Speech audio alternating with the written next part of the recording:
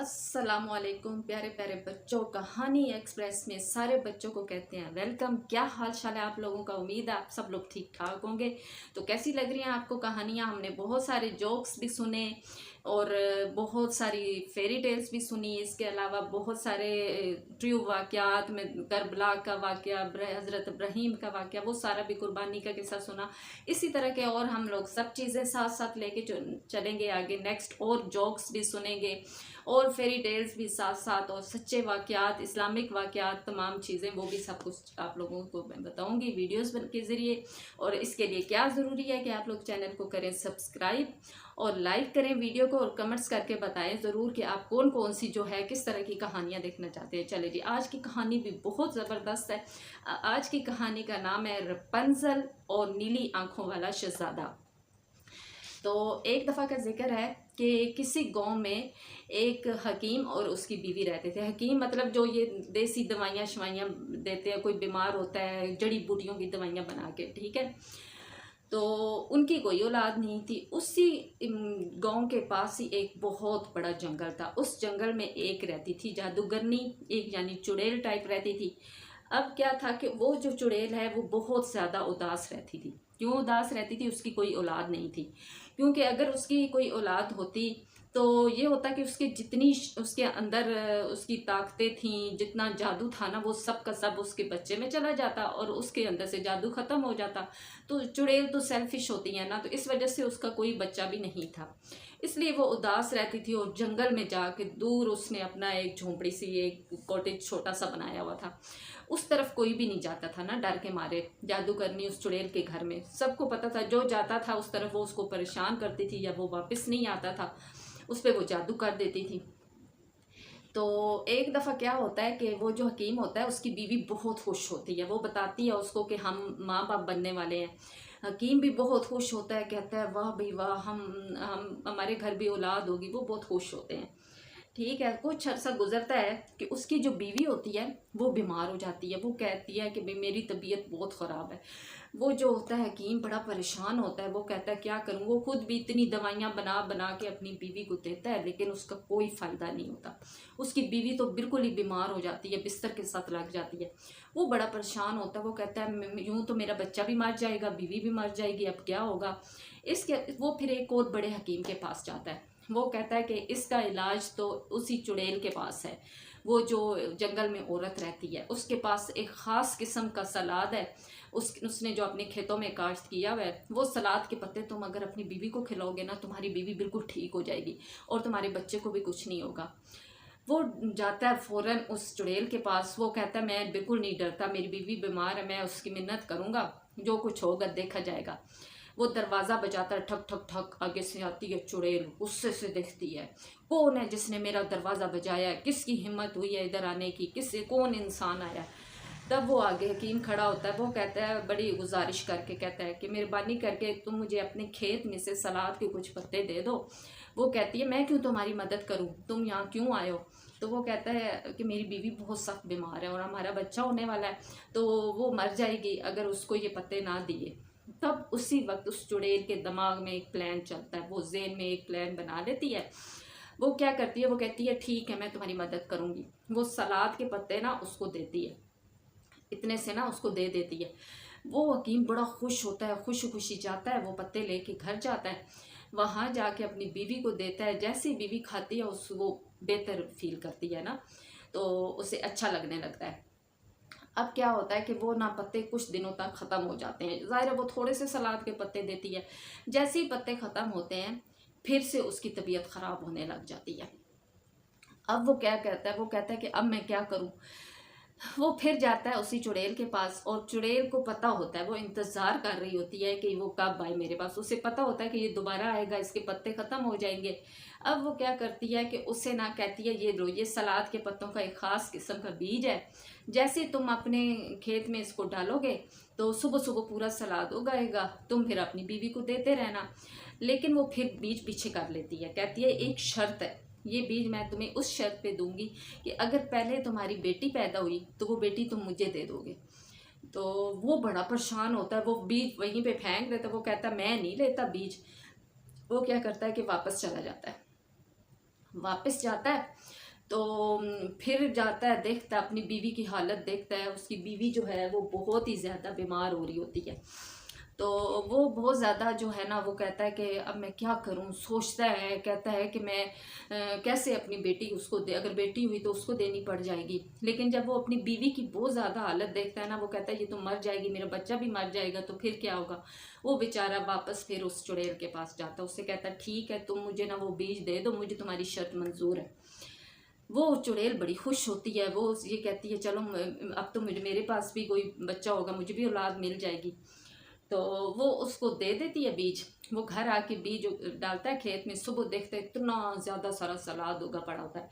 वो अपनी बीवी को देता है, उसकी बीवी जब रोज़ सलाद खाती है वो वाला, वो बिल्कुल ठीक हो जाती है। ऐसा ऐसा जो है वो बड़ा खुश होती है उसकी बीवी कि मैं बिल्कुल ठीक हो गई हूँ। लेकिन वो जो हकीम है वो बहुत उदास होता है अंदर अंदर से। जैसे जैसे दिन गुजर रहे होते हैं वो कहता है कि मेरा बच्चा होगा तो वो, हम बेटी हुई तो हमें उसको देना पड़ेगी। लेकिन वो अपनी बीवी को ये बात नहीं बताता, वो कहता है ये उदास हो जाएगी। अब क्या होता है कि वो दिन आ जाता है, उनके घर एक बहुत ही प्यारी सी बेटी पैदा होती है और वो उसका नाम रखते हैं रपंजल। ठीक है, उसका क्या नाम रखते हैं, रपंजल।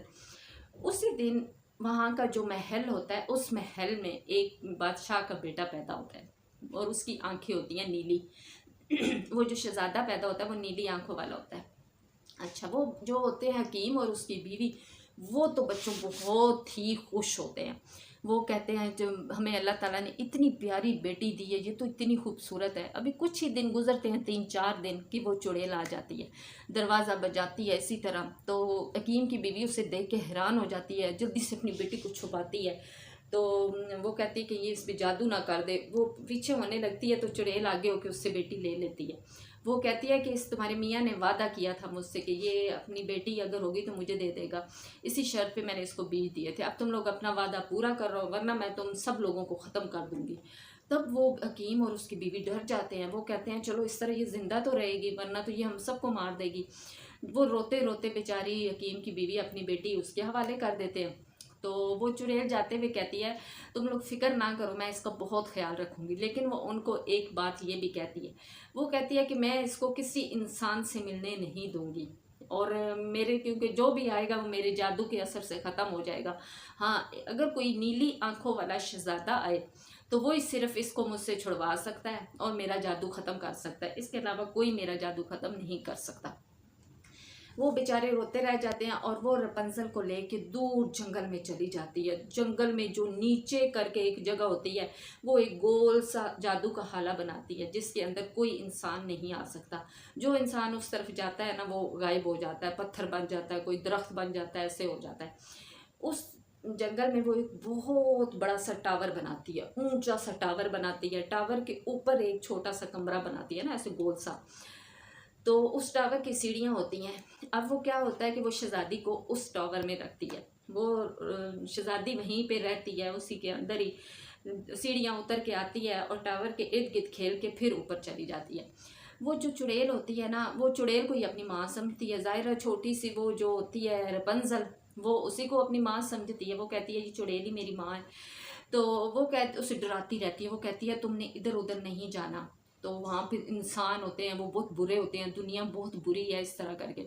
और वैसे भी वहाँ पे सारा उसका जादू का दायरा होता है, तो वो जो रपंजल है इधर उधर जा भी नहीं सकती। वो रोज़ इसी तरह खेलती है, थोड़ी देर फिर ऊपर चली जाती है। जो चुड़ैल है वो रोज़ आती है उसके पास, दिन में उसके साथ रहती है, रात को फिर दूसरी तरफ चली जाती है। या कभी कभी वो रात में वहाँ रहती है रपंजल के साथ और दिन में वो सीढ़ियाँ उतर के अपने उस दूसरे घर में चली जाती है। रपंजल का बहुत प्यारा सा ऊपर सारा बेड होता है, घर होता है। वो विंडो में से, बस उसके ना कमरे में से एक विंडो होती है जहाँ से वो सारा कुछ बाई दुनिया देखती रहती है। फिर इस तरह होता है कि आहिस्ता आहिस्ता रपंजल जो है वो बड़ी हो जाती है और बहुत ही खूबसूरत शहजादियों की तरह बनती है। और रपंजल के बाल वो कभी भी नहीं काटती होती चुड़ैल, मतलब छोटे होते से ही उसके बाल होते हैं, वो लंबे होते होते होते नीचे तक बहुत लंबे बाल होते हैं। फिर वो जादू से उसके बालों पे ऐसे तेल लगाती है, कंघी करती है, हर रोज़ उसके बालों पे कंघी करती है, तो उसके बाल बहुत लंबे हो जाते हैं ना, पैरों तक बाल लंबे हो जाते हैं। तो जब वो ऊपर आती है एक दिन, जो है उसकी चुड़ैल, वो कहती है सीढ़ियों की तरफ देखती है, वो जादू करती है, ऐ सीढ़ी तू चली जाए ऐसे कि जैसे कभी थी ही नहीं, ऐ सीढ़ी तू चली जाए ऐसे जैसे थी ही नहीं। वो उस टावर की सीढ़ियाँ गायब हो जाती हैं। तब रपंजल बड़ा डर के देखती है, वो कहती है भाई, वो उसको ना माँ बुलाती है, वो कहती है माँ तुमने सीढ़ियाँ कैसे क्यों गायब कर दी, अब मैं कैसे नीचे जाऊँगी और ये कैसे गायब कर ली। तब उसको ना रपंजल को थोड़ा थोड़ा शक होता है कि इसके पास तो जादू है। तो वो कहती है कि ये अब इन सीढ़ियों की ज़रूरत नहीं पड़ी, तुम अब इससे नीचे नहीं जाओगी क्योंकि अब तुम बड़ी होगी हो, तो तुम्हारे बाल लंबे हो गए हैं, जब मैंने आना होगा तुम विंडो से अपने बाल नीचे लटकाना, मैं आवाज़ लगाऊंगी रपंजल रपंजल अपने सुनहरे बाल नीचे करो, मैं बालों से लटक के ऊपर आ जाऊंगी। तो रपंजल बड़ी हैरान भी होती है और दुखी भी होती है कि अब तो मैं बाहर जा नहीं सकती, मैं तो कैद हो गई हूँ। वो बेचारी इसी तरह ऊपर ही कमरे में रहती है, रोज़ विंडो से देखती है, ऊपर गाने गाती रहती है। चुड़ैल रोज़ आती है रात को, कभी दिन में कभी रात में, वो आवाज़ लगाती है रपंजल रपंजल बाल सुनहरी नीचे करो तुम्हारी माँ आई है, ऐसे कहती है। और रपंजल अपने बाल विंडो में आके ना ऐसे करके नीचे करती है, उसके बाल बहुत लंबे होते हैं, वो उसके बालों से लटक के चुड़ैल ऊपर आ जाती है। अब एक दफ़ा क्या होता है कि एक शहज़ादा, कौन शहज़ादा, वही जो जिस दिन रपंजल पैदा हुई थी उसी दिन जो महल में शहज़ादा पैदा होता है, और वो होता है नीली आंखों वाला। वो शहज़ादा जो है जब बड़ा हो जाता है तो उसका बाप जो है ना बहुत ज़्यादा बीमार हो जाता है। वो कहता है कि शहज़ादे को कि तुम अब शादी कर लो। तो वो बहुत सारी शहज़ादियाँ मुल्कों की आती हैं, लेकिन शहज़ादे को कोई भी अच्छी नहीं लगती। वो कहता है नहीं, मैंने इससे शादी नहीं करनी। वो अपने बाप को कहता है कि मैं सैर करने जा रहा हूँ और मुल्क में, तो हो सकता है मैं मुझे वहाँ से कोई अच्छी लग जाए लड़की, कोई शहज़ादी अच्छी लगी, मैं उससे शादी कर लूँगा। वो अपने दोस्तों के साथ आता है, इसी तरह वो उस रास्ते की तरफ निकल आता है जिधर टावर होता है। अब वो सामने जैसे ही टावर नज़र आता है, जो शहजादे के साथ उसके फौजी होते हैं वो रोकते हैं, वो कहते हैं इस तरफ मत जाएं, ये जादुई टावर है, ये एक जादूगरनी के ज़ेरे असर है, इधर जो भी गया आज तक वापस नहीं आया। वो कहता है ऐसे कैसे हो सकता है। वो थोड़ा आगे जाता है तो वो जो होती है ना रपंजल, वो गाना गा रही होती है। वो बड़ा हैरान होता है, टावर में से लड़की की आवाज़ आ रही है। वो जब थोड़ा आगे होके देखता है तो विंडो में उसको रपंजल नज़र आती है। रपंजल बहुत ही खूबसूरत होती है, किसी शहज़ादी से भी ज़्यादा खूबसूरत, और उसकी आवाज़ भी इतनी खूबसूरत होती है। शहज़ादे को वो बहुत अच्छी लग जाती है। वो कहता है यही वो लड़की है जिससे मैं शादी करूँगा। वो काफ़ी देर देर खड़े होकर उसका गाना सुनता रहता है। तब वो एकदम देखता है वो चुड़ैल आती है। तो वो चुड़ैल इसी तरह ऊंचा ऊंचा कहती है रपंजल रपंजल अपने सुनहरे बाल नीचे करो तुम्हारी माँ आई है। रपंजल विंडो में आती है, बाल नीचे करती है, वो चुड़ैल लटक के ऊपर चढ़ जाती है। ये शहजादा सब कुछ छुप के देख रहा होता है। अब जो वो वापस चली जाती है चुड़ैल, जब वापस वो उतरती है तो वो थोड़ा रुक के देखती है, उसको शक होता है क्योंकि उसको अपने जादू से पता चल रहा होता है, क्योंकि उसको पता होता है कि कोई नीली आंखों वाला शहजादा आएगा, उसका जादू ख़त्म हो जाएगा। फिर वो कहती है ये मेरा वहम है, ऐसे कौन किधर आ सकता है, यहाँ पे तो मेरा तो सारा मैंने दायरा खींचा हुआ है। लेकिन वो उस दायरे के अंदर सवाई शहजादे के और कोई नहीं आ सकता, शहजादे के ऊपर वो जादू उसका असर भी नहीं करता। वो जैसे ही जाती है चुड़ैल, शहजादा फिर अपने साथियों को भेज देता है। वो कहता है तुम लोग जाओ, मैं यहीं पे रहूँगा जब तक मैं इस शहजादी को अपने इस रपंजल को, वो जो ऊपर लड़की है, इसको अपने साथ नहीं लेके आता। वो सिपाही वापस चले जाते हैं महल में। अब शहजादा क्या करता है, जैसे ही वो चुड़ैल जाती है वो विंडो में आता है ना, तो वो शहजादी से बातें करता है। शहजादी पहले तो बड़ा हैरान हो जाती है देख के कि ये एक और उससे पहली दफ़ा कोई इंसान देखा होता है। और तो वो फिर कहता है कि मैं इस तरह शहजादा हूँ उस रियासत का, तुम मुझे बहुत अच्छी लगी हो, मैं तुम्हारे पास ऊपर आना चाहता हूँ। तब वो अपने बाल नीचे करती है, वो लटक के ऊपर जाता है। वो फिर बताता है कि तुम यहाँ पे क्यों, पूछता है उससे क्यों कह दो। वो कहती है मेरी माँ ने मुझे यहाँ रखा हुआ है, वो मुझे नीचे नहीं आने देती। वो कहती है ये दुनिया बहुत बुरी है। तो वो फिर कहता है ऐसे कैसे हो सकता है, सारे लोग बुरे नहीं हो सकते, वो यकीनन ये जादूगरनी है और इसी ने तुम्हें यहाँ पे कैद किया हुआ है। तब वो शहजादी के वो रपंजल कहती है हाँ मुझे भी ऐसे ही लगता है। तब वो लोग क्या करते हैं कि वहाँ से भागने का प्लान बनाते हैं। वो क्या करती है कि जो होती है ना रपंजल, वो ऊपर जैसे ही जब वो शहजादा ऊपर होता है, वो जो है ना रपंजल अपने बाल नीचे करती है, उससे क्या होता है शहजादा लटक के पहले नीचे आ जाता है। फिर रपंजल जो है ऊपर से अपने बाल कर देती है कट, सारे बाल। उसे वैसे ही अपने बालों से नफरत होती है क्योंकि वो इन बालों की वजह से चुड़ैल हमेशा उसके पास आ जाती है और वो कहीं जा नहीं सकती। वो क्या करती है अपने बाल कट करके उस ऊपर कॉटेज में एक कुंडे के साथ बांधती है और फिर खुद उन बालों से लटक के आ जाती है और नीचे आके छुप जाते हैं एक साइड पे। तो वो जो चुड़ैल है वो आती है, वो कहती है आज ये पहले ही बाल नीचे लटके हुए, मैंने तो रपंजल को बुलाया भी नहीं है। फिर वो कहती है हो सकता है उसने मुझे दूर से देख रही हो। जब वो बालों से लटक के ऊपर जाती है तो वो बाल कटे हुए होते हैं, रपंजल होती नहीं है, बाल तो वहाँ बंधे होते हैं। वो जैसे ही चुड़ैल ऊपर जाती है तो वो रपंजल जो नीचे बाल लटके होते हैं नीचे से भी काट देते हैं, वो ऐसे होके ना जितने नीचे ज़मीन से बहुत ऊंचे हो जाते हैं बाल। अब वो जो नीली आंखों वाला शहजादा होता है तो इसकी वजह से चुड़ैल का जादू तो ख़त्म हो जाता है सारा। जैसे ही वो होता है अब वो अपने जादू से भी वहाँ से नीचे नहीं आ सकती। अब वो इर्द गिर्द जो होता है सारा जादू उसका ख़त्म हो जाता है। वो रपंजल को अपने घोड़े पे बिठाता है, भगा के अपने महल की तरफ आ जाते हैं।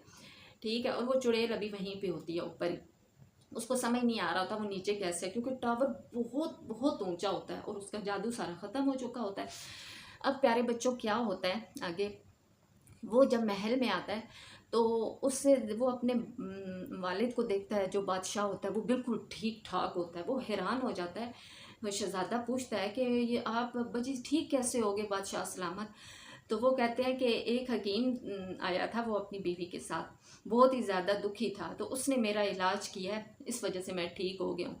वो शहजादा पूछता है वो दुखी क्यों था, तो वो बताता है कि उनकी एक बेटी थी जिसका नाम रपंजल था, तो उनको बहुत पहले एक चुड़ैल ले गई थी, वो उसने छीन लिया था इनसे। जैसे ही वो कहती है वो रपंजल फ़ौरन हैरान हो जाती है। तब वो शहजादा नीली आंखों वाला अपने बादशाह सलामत को सारा वाक़या बताता है कि इस तरह मैं जंगल में गया, वहाँ ये रपंजल थी, सारे मतलब किस्सा सुनाता है कि वो फिर क्या बताता है कि कैसे उससे आज़ाद करवाया।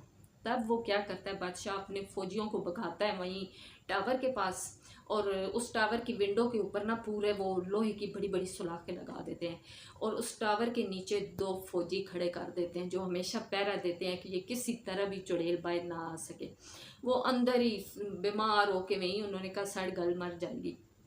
इधर क्या करते हैं रपंजल और शहजादा, वो जाते हैं वहाँ पे उसके पास, उसके जो माँ बाप होते हैं रपंजल के, वो हकीम और उसकी बीवी वहाँ पे जाते हैं। तो जैसे ही दरवाज़ा रपंजल बजाती है उसकी माँ आती है, उसकी माँ उसको देखते ही पहचान लेती है, वो कहती है तुम ही मेरी रपंजल हो, तुम ही मेरी रपंजल हो। तब वो शहजादों को देखती है तो वो नीली आंखों वाला होता है, वो कहती है हाँ तुम ही वो शहजादे हो जिसके बारे में चुड़ैल ने कहा था कि मेरी बेटी को तुम उससे छुड़वा के लाओगे। तब वो बहुत खुश होते हैं, तब वो अपने माँ बाप के साथ रहने लगती है। फिर शहज़ादा बादशाह के साथ आता है, वो बादशाह सलामत रिश्ता लेने के लिए, और यूं उसकी रपंजल की और नीली आंखों वाले शहज़ादे की हो जाती है शादी।